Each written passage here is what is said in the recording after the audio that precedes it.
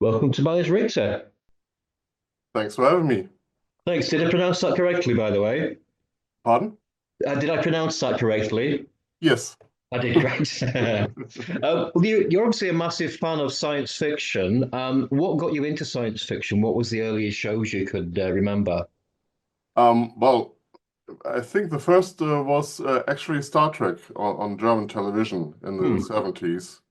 So, and Moonbase Alpha or Oh, Space 1999. yeah. That's are the two shows that I remember the most. And the German Raumpatrouille Orion. That's a Ah. very German thing.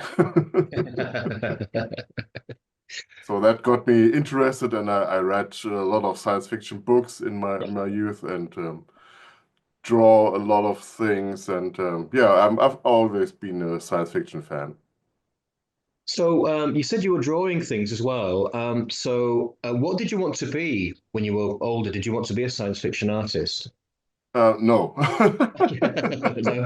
I didn't quite know. I studied computer science, and during that study, I developed a fondness for computer graphics and got in that direction. And yeah, that went off directly after finishing the studying. I went to Cologne, moved to Cologne, and worked for some TV company, and then it developed over time. Oh, I see. Okay. I don't really know a lot about your early life. What sort of things were you working on at the TV company? That what was actually a puppet show, like Spitting Image, the Oh, German version of Spitting Image, and they had a tech company that produced some content for them very early on with the Amiga, very crude stuff from today's standpoint. hmm. But it was a lot of fun, a lot of experimenting with stuff, 3D animation in its earliest stages. Yeah. Ah, okay. So you were using an Amiga then. What software were you using at the time? Um, I used Reflections with this German program. I almost got into Lightwave, Hmm. but the toaster was only available in NTSC. So that wasn't of no use for me because we have had the PAL system over here. So I Yeah. couldn't use that. Otherwise, I would probably be a Lightwave guy. Right. And how did that expand into your personal life? Because you must have been using the computers to do your early demos on the Amiga. Yeah, I don't quite understand what what you mean. So, did you have a setup at home as well to do graphics? Yeah, I worked from home. I worked from an office. I at one stage my small flat was occupied by I think six, seven, eight Amigas, so Hmm. it was quite a lot. And then after a certain time, I made a decision to go into a separate office to have that a little bit separated to get a normal life. When you first started modeling, what was the hardest thing for you to develop, do you think? What was the hardest thing for you to overcome? Well, in the really early stages with I think Videoscape was the first thing I did. Hmm. And back then, if you wanted to do modeling, it had to be with a text editor. So Ah, you had to set points by giving the coordinates, and then you have to draw polygons by naming the numbers of the vertices. So that was a very crude thing. Luckily, it was limited to, I think, 1,000 points or polygons, so it couldn't be too complicated. But that was really crude. So I had to plan very meticulously and yeah, then came Reflections, and it was the first time when you could actually build on the computer in 3D, and that was quite a step. yeah. I remember I must have been in my early 20s, I think. And I used to work in computer video games. I think I actually met you once, actually, in real life. So you came to Dewsbury in the UK. Yeah, yeah, Yeah, yeah, you right. remember? Yeah. I remember before then seeing some of your early demos on Amiga. How did that work? Because it was before the internet, wasn't it? How did you get those shared into the public? Well, back then there was a thing called public domain where you sent out disks to interested people. It wasn't quite like the internet. You had to do announcements, and there was actually a lot of distributors that distributed all the public domain disks. Hmm. So that was my way of distributing this stuff. Right. And I remember things like Space Wars. That was Yeah. really nice. So, obviously, based on Star Wars, how did you get hold of the designs for the spaceships? Did you just buy books with the blueprints in them? Yeah, by blueprints, books. I mean, there was a lot of behind the scenes books back then. Yeah. Some blueprints. I watched all the movies, of course, repeatedly, and magazines and all that kind of stuff. I've always been into spaceship design, so that Yeah. was not that hard.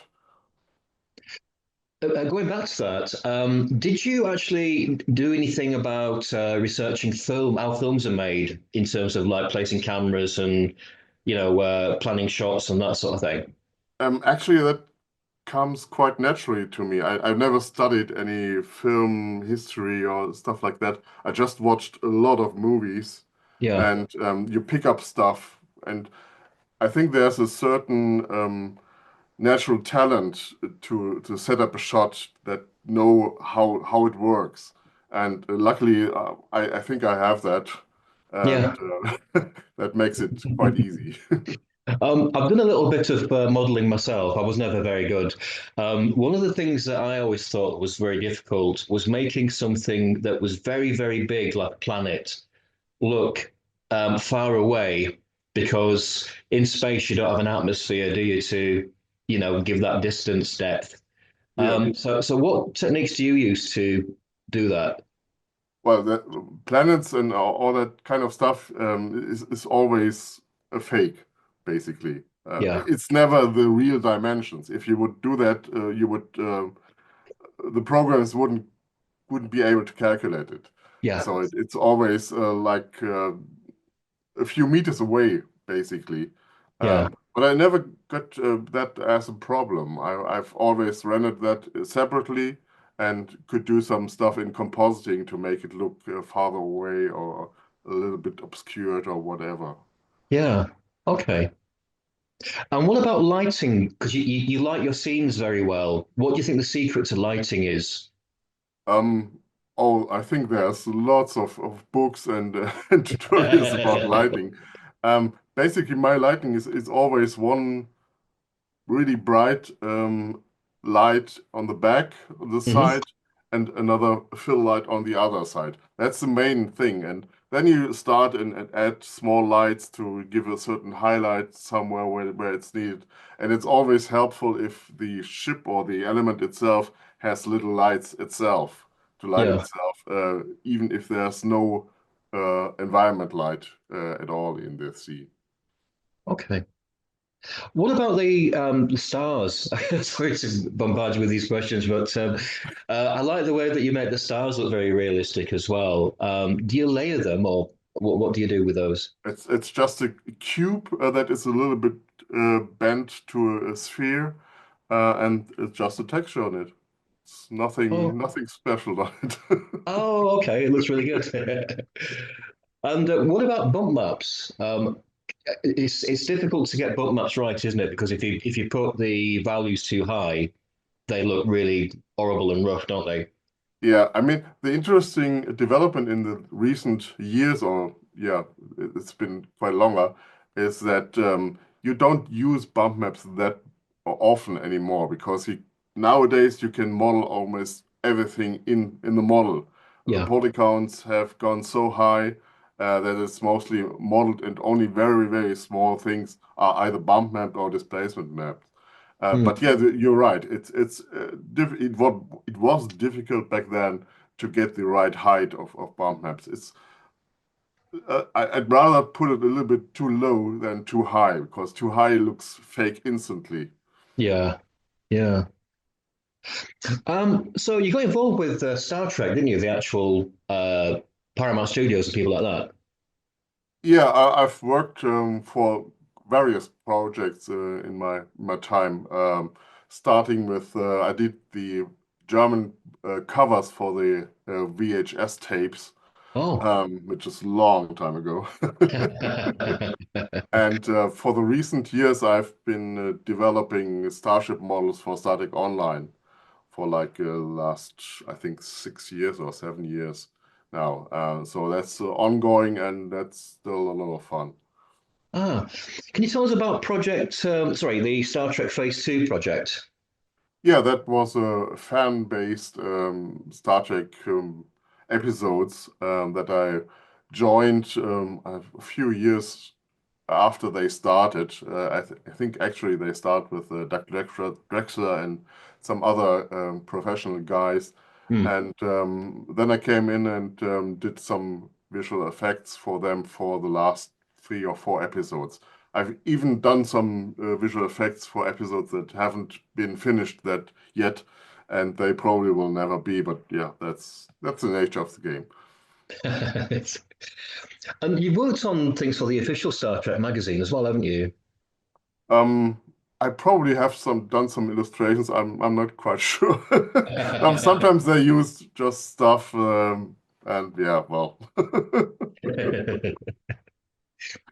Well, tell us about I'm just reading off my notes here, sorry. So the Star Trek Next Generation, did you work on a DVD edition on board the USS Enterprise? Yeah, I made some illustrations for a book called the On Board the Enterprise, Uh-huh. where we illustrated the ship from inside. We built the bridge, the engineering room, shuttle bay, medical bay, and some other stuff to look correct, and because they didn't have any photographs of it, and they wanted to show it even in virtual reality or some sort of stuff. They had a CD Yeah. on the book where you could watch and go through the ship in those steps. Right, okay. Did you get any source material from the actual show? Or was it, what did you work on? Did you get any actual models to work on? No, no, we No? didn't get any models, but I have a lot of contacts now to people behind the scenes of Star Trek.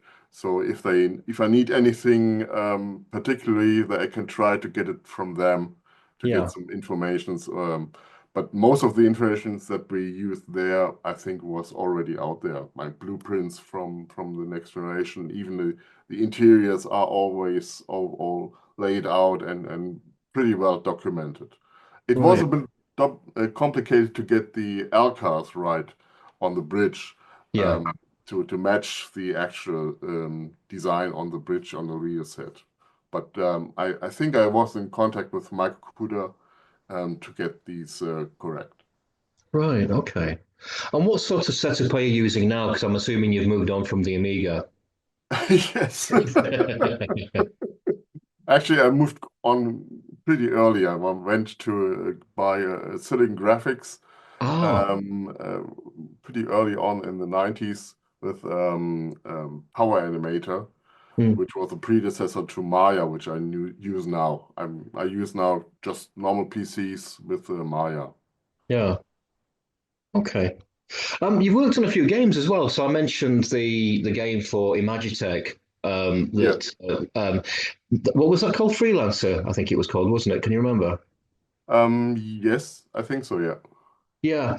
Which other games have you worked on? Oh, phew, a lot. I think that's basically my main occupation, working on games. So I did a lot of work for German games, all sorts of stuff, cutscenes, in-game models, illustrations, whatever. The Yeah. most popular is probably the Rogue Squadron series that I did with Factor 5, where I did a lot of cutscenes for them. That Hmm. was actually a lot of fun. I actually went to the States because Factor 5 moved to the States in those days. and worked for them for, I think, 6 months in the San Francisco area, which was a lot of fun. Hmm. Excellent. So how do you think that the rendering tools, obviously they're a lot more advanced now. What advantage do you have now over the earlier tools, would you say? But the fun part is the rendering takes almost as long as it was back then. Yeah. I mean, back then, a picture could easily take a few hours or even a whole night, one picture. And that is still the case if you have a more complex scene. But of course, it looks much better. The resolutions are much higher. Back then in the Amiga, we had usually a resolution of 320 by 200 pixels. Hmm. And now we have 10 times or 100 times basically if you have a picture in 4K. And it looks much better. It has much more detail. Polygon count is off the roof. Yeah. Textures is the same, and all the modern tools, the modern rendering engines are quite a difference. Right. Okay. What about rendering people? Because I know you like your spaceships, don't you? So Yeah, have you got anywhere with rendering actual people? no. I tried and I never tried again. No, I Yeah. have a couple of artists that work for me that are actually quite good at doing people, so I let them do that. Well, you've got a company called the Lightworks, haven't you? So Yes. how did that come about? Yeah, well, at first I was working alone from my basement basically, and then got to an office, and well, then I needed a name, so I came up with this name. It's just a logo. It's not a really a company, and started to get some artists working for me. So that's it. Just naturally evolved. Right. And what sort of things do you work on? Because you do a lot of things for like the car industry and that sort of thing, don't you? We have done some industrial designs or some industrial animations, and at the moment it's basically mostly entertainment stuff, or game stuff. Like I said, I work for Static Online most of the time. I do Hmm. some stuff for visual effects for some independent movies, and my other guys are working on various games, simulation game, a spaceship game. So yeah, that's our main occupation, actually, games. Brilliant. And have you got anything planned for the future? Anything coming up in terms of Star Trek Um, or anything like more starships, always that? churning out. If you could redesign any spaceship, any famous science fiction spaceship, which one would it be? Uh, Actually, I think the Enterprise A, the movie Enterprise, is still my favorite, and I wouldn't change a single bit. So I'm not that good of a subject designer. I can design. It's quite decent, but it's not Hmm. really special. There are a lot of really cool people that do a lot of awesome concepts, and I'd rather take their concepts and do the 3D model after that than do my own. Did you hear the story about? Because I know you're a Space 1999 fan, and I don't know if this is true or not, but the Millennium Falcon was apparently based. The original model was based Yes. on the Space Eagle, the Eagle ships from Space 1999. Yeah. And when you think about the name, so you got the Eagle, the Falcon, and 1999, and of course Millennium's 1 year on, isn't it? Okay. Yeah. Well, I know the story a little bit. I've seen some pictures, and I always found it odd, but yeah, it was developed at the same time, so it makes sense that there's probably even some artists were involved in both shows that are the same. So, um, but I never actually like the combination. I'm never fond of doing these mix up of a different Star Wars, Star Trek, Space 99. I think they are all great in their own right, but I don't need them to be together.